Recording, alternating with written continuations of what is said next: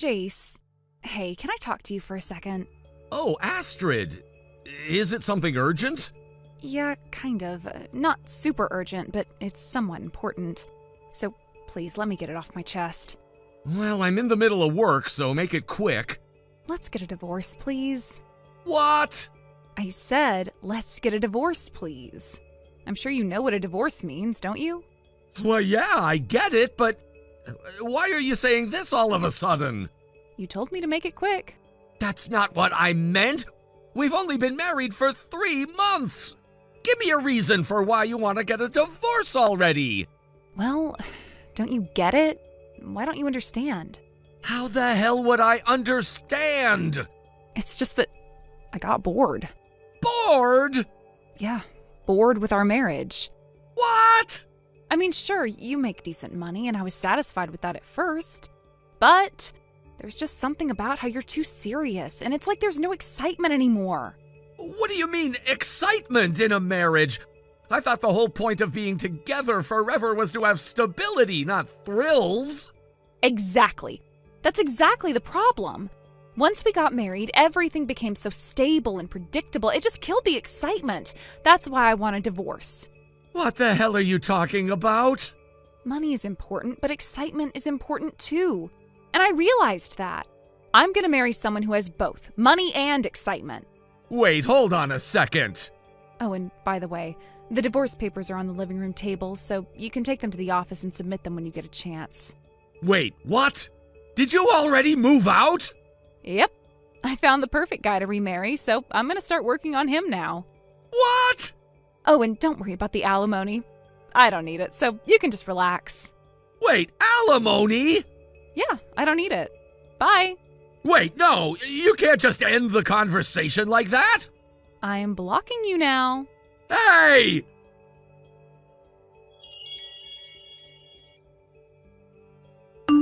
Jace, it's been 3 years.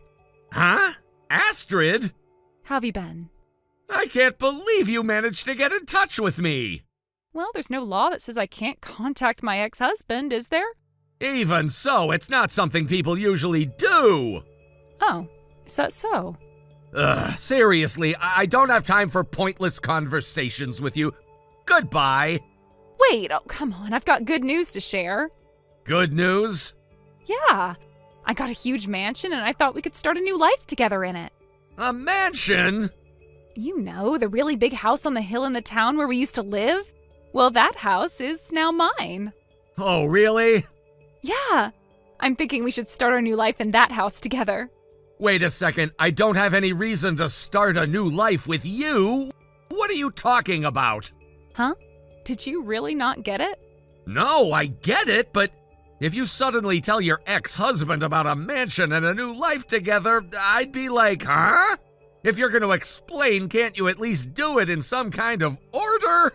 You're just like you used to be. What's that supposed to mean? It means that an ideal husband should be able to understand what his wife is trying to say without her having to spell it out. We're not married anymore, so I'm not your husband. I can't believe you've gotten so dull. I thought you'd be sharper than this, but now I have to explain things to you. Well, if you really want someone who can read your mind, why don't you go out with a psychic? I'm just an ordinary guy, far from your ideal. So goodbye. Oh, nice comeback. Ah. You've learned to make jokes now. Yeah. It seems like you've worked on fixing that overly serious side of you. Good for you. No, seriously, I don't understand at all what you're trying to say. It's like I'm talking to an alien. First you want a sidekick, and now I'm an alien. But really, being able to make jokes like that is a crucial part of my new life. Looks like in these past 3 years, you've been getting closer to my ideal. I'm happy to see that. Keep up the good work, and let's work on fixing that 2-minute attention span of yours. I'm really starting to get frustrated because I have no clue what you're talking about. I'm going back to work. All right, fine. We can pick this up later. There is no later. Goodbye.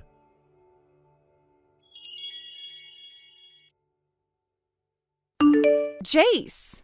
Are you kidding me? Just go already. Wait. I'm right in front of your apartment now. Huh? So you moved since then, huh? How do you know that? Well, I randomly searched your name online not too long ago. I ended up finding your company's website. What? I had no idea that you started your own business. Thanks to that, I got your company's address. So I waited for you to leave work today, and then I followed you all the way here. Are you stalking me? Hey, it's all for the new life we're supposed to start, so it's fine, right? It's not fine! Where you're living now seems like a fancy tower, but honestly, my mansion is way more of a celebrity vibe. When I think about that, letting go of the other place doesn't seem so bad. So come on, let me help you with the move. Let me inside. There's no way I'm letting you in. What? Are you seriously going to leave your wife out here at this hour? Wife? Yeah, we're getting remarried. What? I got that mansion for us, Come on, let's start living together. No, we're not getting remarried and I'm not moving! Why not? That's what I want to ask you! Do you really think I still have any lingering feelings after the way we broke up? Yeah. What? Jace, you're a business owner now, right? That means you've probably developed some decent interpersonal skills over the past 3 years, which means you've got more depth as a person, right? If you have money and you're actually a decent person, I'd say you're perfect. All of this is thanks to me divorcing you, so I'm giving you a second chance to marry me. I have absolutely no idea what you're talking about. Huh? This whole explanation and the weird theories you have are just off the charts. Honestly, I feel like I'm talking to an alien. Listen, we're having an important conversation here, so I don't need your weird vocabulary right now. Can you please talk seriously for once? I'm seriously giving you a death stare right now. Huh? Anyway, I can't let you in, so just go home. Well, I guess it makes sense. I can't prepare for a move suddenly. I'm not moving! Well, I'll just have to go home today then. Until I'm able to move in, I'll be staying at a business hotel near the station, so just let me know when you're ready, okay?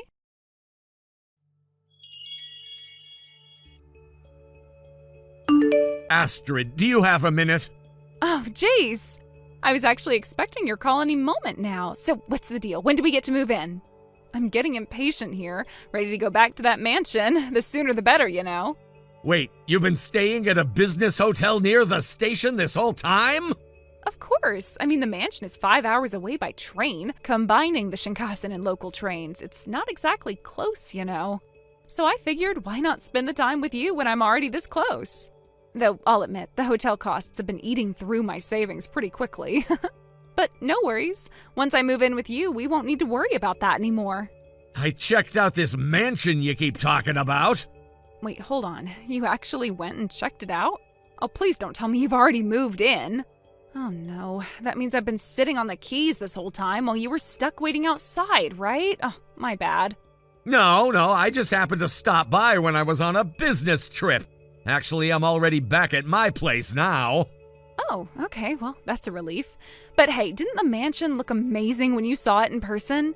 It's everything I ever wanted. That place is now officially mine. About that mansion, though. It was an empty lot when I passed by it. What? You're saying the mansion is gone? Yeah, totally cleared. It was like someone had wiped it off the map. No mansion, no nothing, just a vacant lot. No way. Apparently the owner decided to tear the house down. They're planning to put something else there. It's all going to be redeveloped and it won't be a mansion anymore. That doesn't make any sense.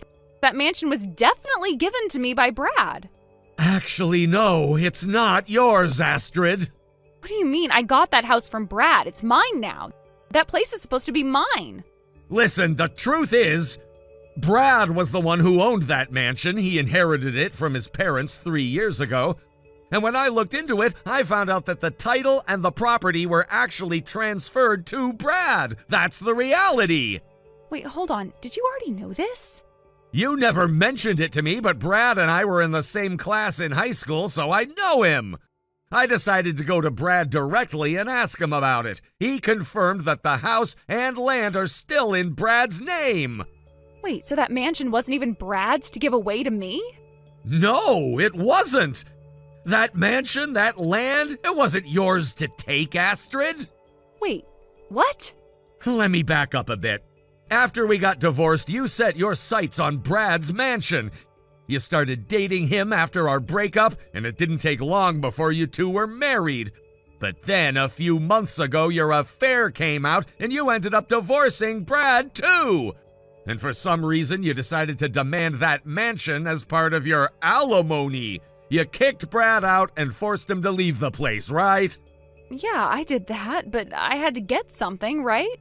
We got divorced, so it made sense to take something in return. I figured the mansion was fair game. Actually, that's not how alimony works. What do you mean? Alimony is paid by the person who cheated, not the other way around. Wait, what? Are you saying that I'm the one who owes alimony? Yes, that's exactly what I'm saying. You were the one who cheated, which means you owe Brad, not the other way around. Oh my God, you've got to be kidding me. It's the truth. And here's the thing. Brad found out you planned to take the mansion, and when he tried to file for alimony, he went missing. I thought I'd better tell you that, by the way. You've been staying at the business hotel, right? I figured it was a good idea to give you a heads up. Wait, Brad's coming here?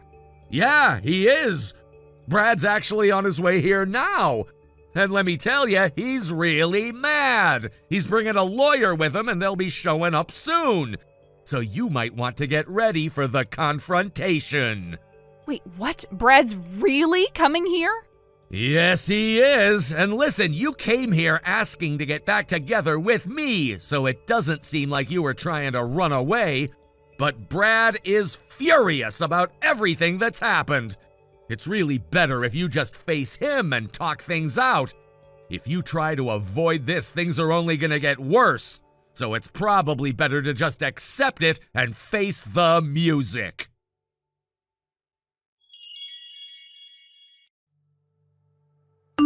Later, when I had a chance to speak to Brad about what had transpired, he filled me in on the details. Apparently, when they arrived at the business hotel, my ex-wife, in an absolute state of panic, hurried out of the elevator. She wasn't expecting to be confronted, and in her rush to escape, she was immediately apprehended right there in the hotel lobby. It was almost as if she knew the jig was up. There was no way to run from what she had done anymore. She had no other options left, and in that moment we were able to have a proper conversation. It was only then that we were able to finalize the divorce. I could barely believe it was finally happening. I never had the nerve to ask Brad directly how much I had been awarded in alimony, but from what I gathered, the figure had ended up being slightly higher than the average. I imagine that was a result of everything that had gone down. My ex-wife's betrayal, her affair, and all the emotional trauma that had been inflicted on me during our marriage. The settlement wasn't just about the financial aspect, it was about holding her accountable for the years of deceit and heartbreak. It wasn't a huge amount, but it was enough to make her realize that actions have consequences. On top of that, I found out that my ex-wife had already paid a lump sum of alimony to the man she had been having an affair with long before everything came to a head. Apparently, once she made that payment, she disappeared from the picture for a while. She thought she could just walk away from everything without facing any repercussions, but life had other plans. I was told that she had no intention of reconciling with me, not that I would have ever considered it anyway. She had burned that bridge long before this mess even started. The real kicker came when I found out that her own family had disowned her. They had been fed up with her behavior for a long time, and when it became clear that she had no interest in changing, they wanted nothing to do with her. She had no home to return to, no one to lean on. In the end, she was left with nothing but her own poor choices. The sense of justice in that was almost poetic. After all her manipulation, all the lies she had spun, she was left to pick up the pieces of the mess she created all on her own. Eventually, she found a live-in job, and from what I heard, she had been working tirelessly to pay off her debts, including the alimony. But even that didn't seem to be enough to save her from the consequences of her actions. People around her could see the kind of person she was, someone who had betrayed the trust of everyone close to her. The toxicity she carried with her was palpable, and it didn't take long for her to become isolated. In her new job, she was seen as an outsider, someone to be wary of. People didn't want to be around her because they sensed the kind of person she was. Her attempts to charm or manipulate her way into other people's lives were unsuccessful, and she was quickly labeled as a pariah. It was sad to watch, but at the same time, I couldn't bring myself to feel too sorry for her. I couldn't help but wonder if she ever regretted her choices. Did she ever stop to think about the life she had thrown away for the sake of her affair? Did she realize the damage she had caused, not just to our marriage, but to her own reputation, her family relationships, and her future? Maybe she did, but then again, maybe she didn't. I couldn't say for sure. I could never fully understand her or why she thought her actions were justified. What I did know, though, was that she had no one left to blame but herself. She was completely alone, and in a way that was the most fitting punishment for everything she had done. What made it harder for me to process was the way she had tried to manipulate me even up to the last moment. She thought she could waltz back into my life and just erase everything. Our years of marriage, our shared memories, all the lies.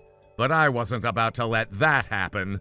She had crossed a line that I could never forgive, and I wasn't going to fall for her game again. She had been a stranger to me for a long time, and after the divorce, I knew that would never change. I was done with her manipulation and her deceit. The emotional toll of everything was not something I had prepared for. Going through the divorce, dealing with the emotional fallout, and untangling myself from the mess she had left behind was exhausting. But even in the midst of all that, there was a sense of relief that came with the closure. The divorce marked the end of an era, the end of the relationship that had defined my life for so long, the end of the person I thought I knew, and the end of all the toxic patterns I had been forced to endure. I could finally move on, finally breathe without the weight of her betrayal hanging over me. I could focus on rebuilding my life, on finding peace and happiness again. Thank you for watching and listening. We hope you enjoyed the video. Don't forget to like this video and subscribe. Also, feel free to leave a comment about what you thought of the story. We look forward to seeing you at the next story. Thank you for watching. Please subscribe and hit the like button. See you next time.